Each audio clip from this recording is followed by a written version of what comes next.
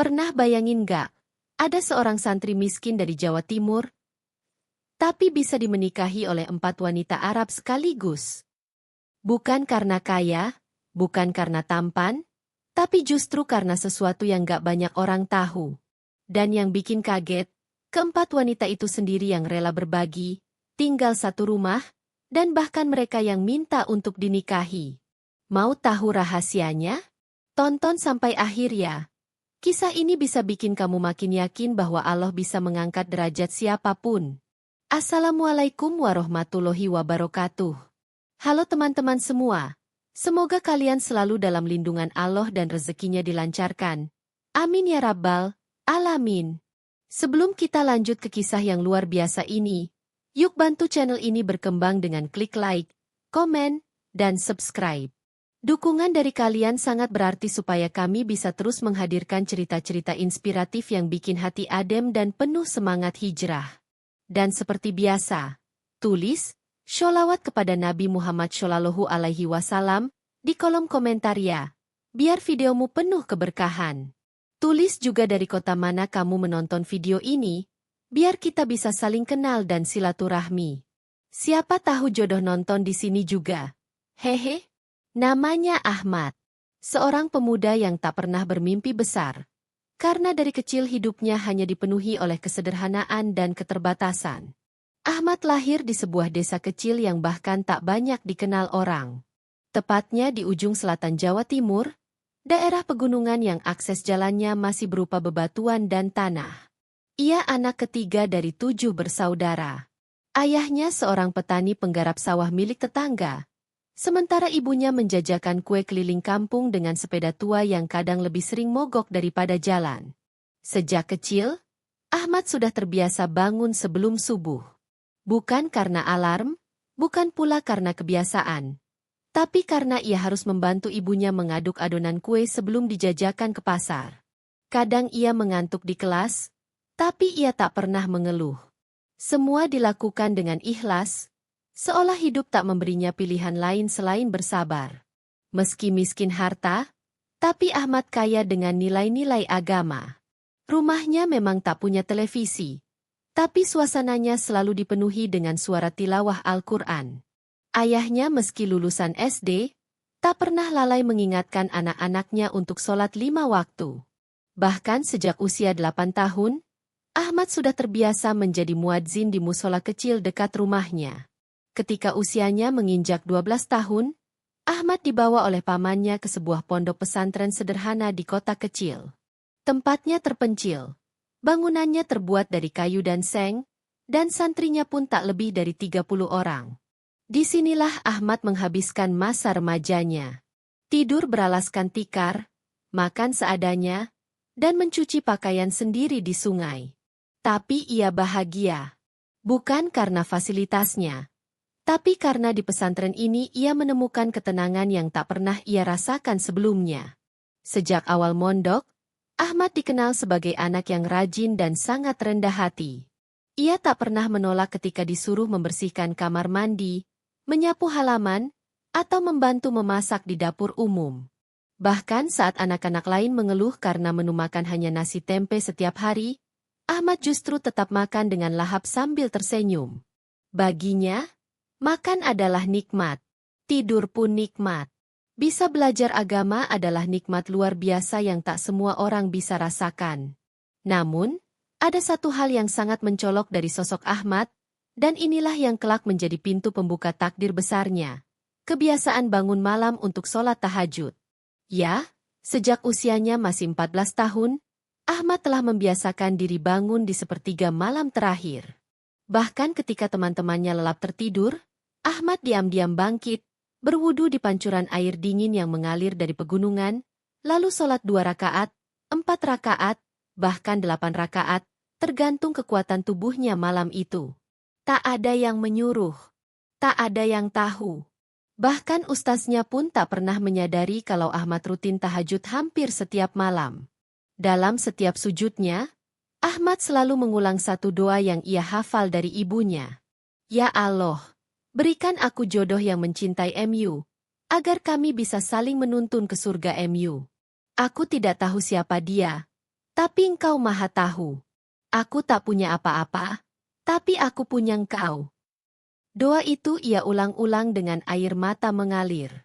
Bukan karena galau, tapi karena ia merasa hanya Allah tempat bersandar. Ia sadar bahwa ia bukan siapa-siapa. Tak punya harta, tak punya status, bahkan kadang merasa tak pantas punya cita-cita. Namun begitulah ketulusan. Ia tak perlu dilihat manusia untuk bisa sampai ke langit. Hari-hari terus berlalu. Ahmad tumbuh menjadi santri yang disegani, bukan karena wibawa atau suara lantang, tapi karena kelembutan dan kesabarannya. Ia dikenal sebagai pendamai setiap konflik di antara teman-temannya.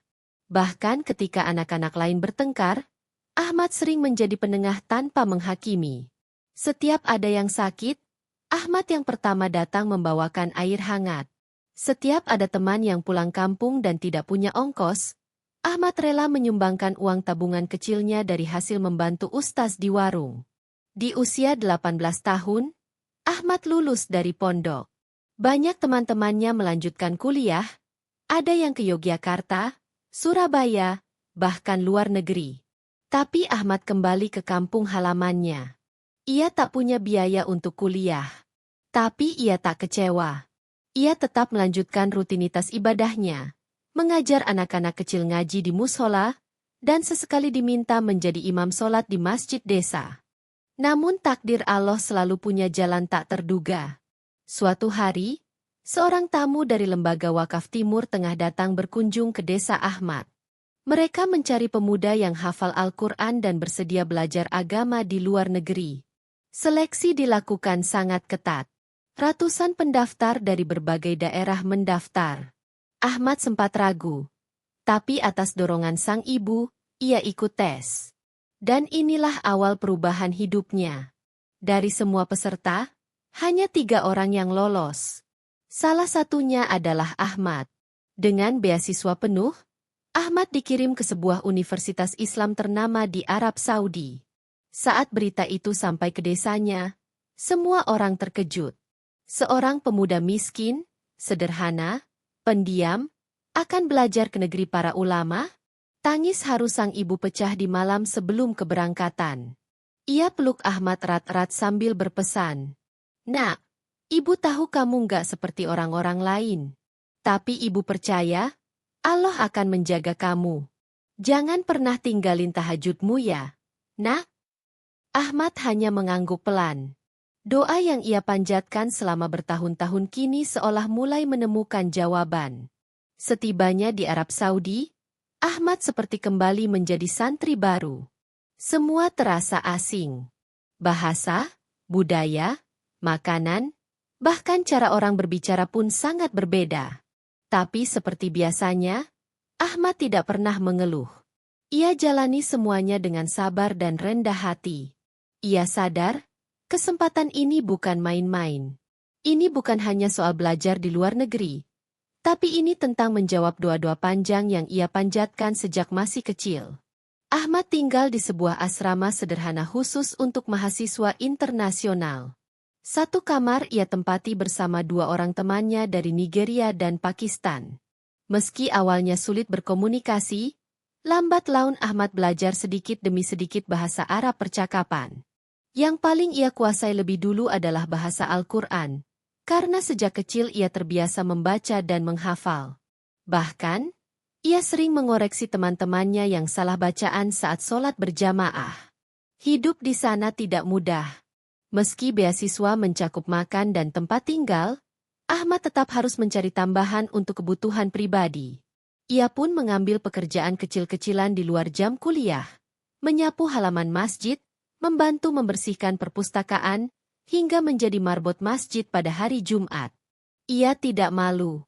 Ia justru merasa bersyukur bisa tetap dekat dengan masjid, karena disitulah ia merasa paling damai. Suatu hari, imam masjid tempat Ahmad biasa membantu, tiba-tiba sakit dan tidak bisa memimpin sholat. Karena tak ada yang menggantikan, Ahmad yang kebetulan berada di sana ditunjuk untuk menjadi imam.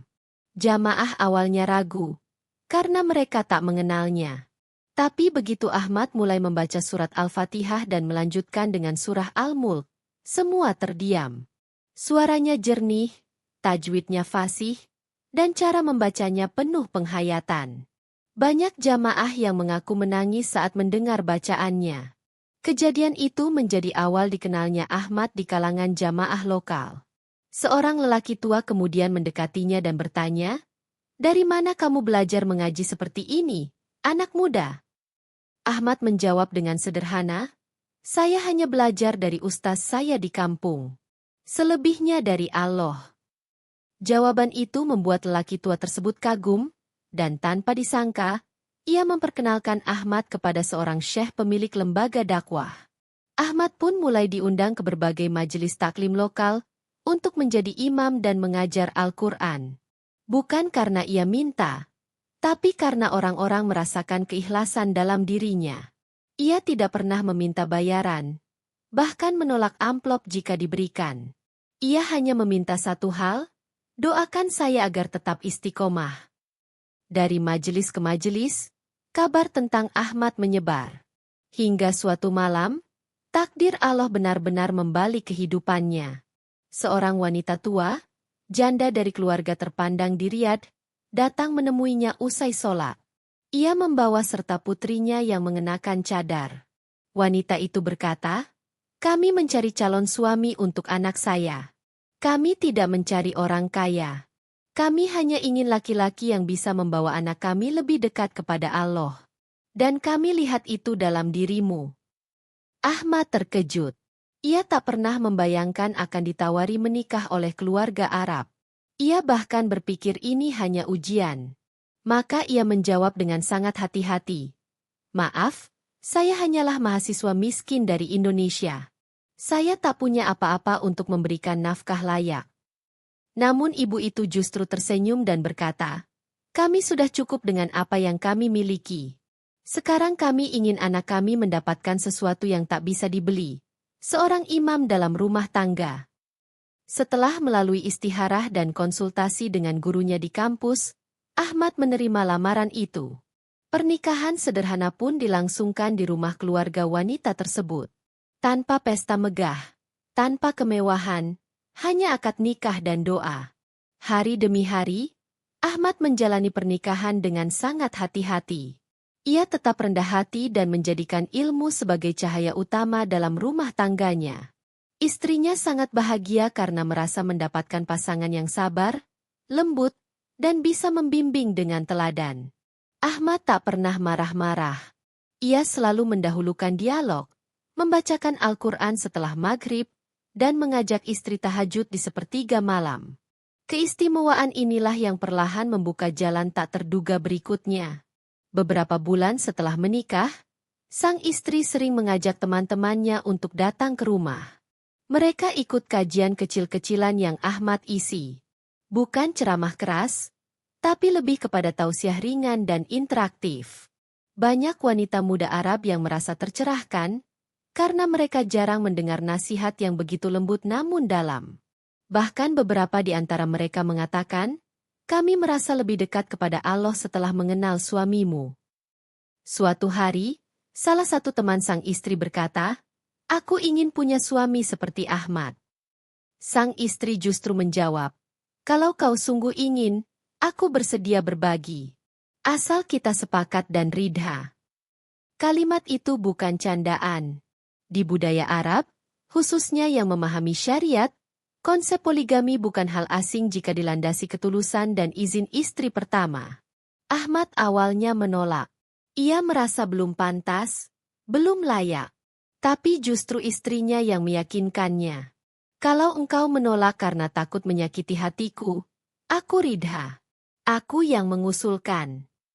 Akhirnya, dengan restu dan dukungan penuh istri pertama, Ahmad pun menikah lagi. Yang membuat takjub, pernikahan kedua ini berjalan damai. Kedua istrinya tinggal serumah. Mereka saling bantu, saling menghargai, dan menjadikan rumah sebagai tempat ibadah bersama. Ahmad tidak memperlakukan mereka berbeda. Ia adil, sabar, dan tak pernah menunjukkan keberpihakan. Tak lama kemudian, peristiwa yang sama terulang. Teman dari istri kedua juga tertarik. Dan lagi-lagi, permintaan datang bukan dari Ahmad, melainkan dari para wanita itu sendiri. Mereka merasa nyaman dipimpin oleh lelaki yang tidak mencintai dunia, yang hidupnya hanya untuk Allah dan keluarga. Bahkan keempat wanita yang akhirnya menjadi istri Ahmad tidak pernah merasa diperebutkan. Mereka semua tahu bahwa yang mereka cintai bukan hanya sosok Ahmad, tapi ketakwaan dan akhlaknya. Kini Ahmad tinggal di rumah sederhana yang cukup untuk keluarganya. Ia tidak tinggal di istana, tapi rumah itu terasa seperti surga. Di pagi hari, ia menjadi guru. Di malam hari, ia menjadi imam keluarga. Dan setiap sepertiga malam, ia tetap bangun seperti dulu, menangis dalam sujudnya, membaca doa yang sama. Ya Allah, Engkau beri aku lebih dari yang aku minta. Jangan jadikan aku lupa diri. Jadikan aku pemimpin yang Engkau cintai. Banyak orang bertanya-tanya, apa sebenarnya rahasia Ahmad? Mengapa bisa seorang santri sederhana dari pelosok Jawa Timur bisa dinikahi oleh 4 wanita Arab dari keluarga terhormat? Apa yang membuat mereka semua rela hidup bersamanya dalam satu rumah? Dengan damai dan saling mendukung? Apakah karena wajahnya yang tampan? Hartanya yang melimpah? Atau statusnya sebagai lulusan universitas ternama? Jawabannya ternyata bukan itu semua. Bahkan sebagian besar orang yang melihat Ahmad dari luar akan terkejut saat tahu betapa sederhananya ia dalam menjalani hidup. Ia masih mengenakan pakaian gamis murah, naik kendaraan umum, dan kadang lebih suka berjalan kaki jika jaraknya tidak jauh. Ia tidak memiliki akun media sosial, tidak punya barang-barang branded, dan tidak pernah pamer kemesraan dengan para istrinya di depan umum. Namun justru kesederhanaan itulah yang menjadi magnet bagi orang-orang di sekitarnya. Rahasianya bukan pada apa yang ia miliki, melainkan pada siapa dirinya di hadapan Allah. Ahmad adalah pribadi yang hidupnya benar-benar terpusat pada tujuan ibadah. Ia selalu mengingatkan orang bahwa dunia hanyalah ladang ujian. Ia tidak tertarik dengan popularitas, kekayaan, atau pengaruh. Yang ia cari hanyalah ridha Allah dan kebahagiaan di akhirat. Ahmad punya satu kebiasaan yang tidak pernah ia tinggalkan sejak kecil. Menjaga sholat malam, tahajud, dan berdoa dengan penuh harap di setiap sepertiga malam terakhir. Bahkan setelah menikah 4 kali, ia masih bangun malam untuk menangis dalam sujudnya. Ia selalu berdoa agar istrinya, anak-anaknya kelak, dan seluruh orang yang ia cintai bisa berkumpul kembali di surga. Kalau ada hal yang paling saya takutkan, ujar Ahmad suatu ketika kepada seorang muridnya, bukanlah kehilangan dunia, tapi kehilangan keimanan. Kalimat sederhana itu menghujam hati banyak orang yang mendengarnya. Di balik layar rumah tangganya yang terlihat harmonis, Ahmad menjalani kesehariannya sebagai pendidik bagi anak-anak lokal. Ia mengajar Al-Quran, fikih dasar, dan akhlak kepada anak-anak kecil, baik di masjid maupun di rumah. Ia tidak memungut bayaran. Bahkan kadang ia yang mengantarkan makanan atau buku kepada murid-muridnya yang tidak mampu. Bukan hanya itu, keempat istrinya justru bahu-membahu membantunya membesarkan madrasah kecil yang ia dirikan di garasi rumah. Istri pertama mengajar bahasa Arab, istri kedua fokus pada tahfidz, istri ketiga membimbing akhlak, dan istri keempat mengelola administrasi. Mereka hidup dalam sistem yang tidak lazim menurut pandangan umum, tapi sangat harmoni di bawah satu prinsip, taat kepada Allah dan Rasul-Nya. Ketika ada yang bertanya kepada salah satu istrinya, apakah kamu tidak cemburu melihat suamimu bersama istri lain? Ia hanya tersenyum dan berkata, kalau dia bermain hati, mungkin aku marah. Tapi suamiku bukan bermain hati. Ia membagi cinta dengan tanggung jawab dan ibadah. Cinta seperti itu tidak layak dicemburui, tapi diteladani. Sikap seperti itu tidak tumbuh dalam semalam. Ahmad mengajarkan kepada para istrinya tentang pentingnya ilmu, akhlak, dan keikhlasan dalam menjalani rumah tangga. Ia tidak hanya memberikan kasih sayang, tapi juga memimpin dengan ilmu dan keteladanan. Ia membagi waktu dengan sangat adil. Hari Senin untuk istri pertama, Selasa untuk istri kedua, dan seterusnya. Tapi malam Jumat ia khususkan untuk keluarga bersama, tempat mereka berkumpul, makan malam berjamaah, dan saling bercerita tentang iman, mimpi, dan kehidupan. Yang lebih mengejutkan, ternyata Ahmad punya kebiasaan rahasia yang baru diketahui oleh orang-orang dekatnya. Ia sering diam-diam mengirim uang ke pesantren tempat ia dulu belajar, membiayai santri yatim, dan membantu renovasi tanpa mencantumkan nama. Ia menggunakan sebagian dari hadiah yang diberikan oleh keluarga istrinya, namun semua ia alihkan untuk dakwah dan pendidikan Islam. Jangan pernah merasa memiliki dunia, katanya saat ditanya alasannya. Sebab dunia ini hanya pinjaman. Jika Allah titipkan harta melalui saya, maka saya wajib mengembalikannya untuk umat. Bukan sekali dua kali, Ahmad menolak tawaran pekerjaan bergaji tinggi dari lembaga-lembaga besar. Ia juga menolak tawaran menjadi imam tetap di Masjid Megah, karena takut kehilangan keikhlasan. Ia khawatir jika popularitas membutakan niat. Ahmad lebih memilih menjadi guru kecil di kampung. Namun hatinya tetap besar untuk agama. Kini, Ahmad menjadi sosok yang disegani, bukan karena gelar, jabatan, atau kekayaan. Tapi karena keteguhan hati dan ketulusannya dalam menjalani hidup sebagai seorang muslim sejati. Banyak anak muda yang datang kepadanya bukan untuk belajar ilmu tinggi, tapi untuk belajar bagaimana menjadi pria yang bertanggung jawab, sabar, dan istiqomah. Ketika ada jemaah yang bertanya, apa resep keberhasilan rumah tanggamu? Ahmad menjawab singkat, jaga sholat malam, jaga lisan, dan jaga hati dari dunia. Ia menambahkan, kalau kita menikah karena Allah, maka cinta itu akan tumbuh, bukan karena paras atau harta, tapi karena iman yang saling menguatkan. Kini Ahmad dan keempat istrinya hidup dalam kesederhanaan namun penuh berkah. Mereka mendidik anak-anak mereka dengan cinta dan tauhid. Ahmad pun berpesan kepada semua lelaki, khususnya pemuda Indonesia yang ingin membangun rumah tangga. Jangan cari wanita karena cantiknya, karena itu akan pudar. Jangan pilih karena hartanya, karena itu bisa hilang. Tapi carilah yang bisa bersama-sama mengejar surga. Dan sebelum kau mencari wanita seperti itu, jadilah laki-laki yang pantas menjemput surga terlebih dahulu. Ahmad bukan pria sempurna, tapi ia adalah contoh bahwa kesungguhan dalam agama, kejujuran, dan ketekunan dalam ibadah bisa mengubah takdir seseorang secara luar biasa. Ia membuktikan bahwa miskin bukan penghalang untuk dihormati. Bahwa menjadi santri bukan berarti jadi tertinggal. Justru dalam kesederhanaannya, tersembunyi kekuatan yang Allah angkat dengan caranya yang ajaib.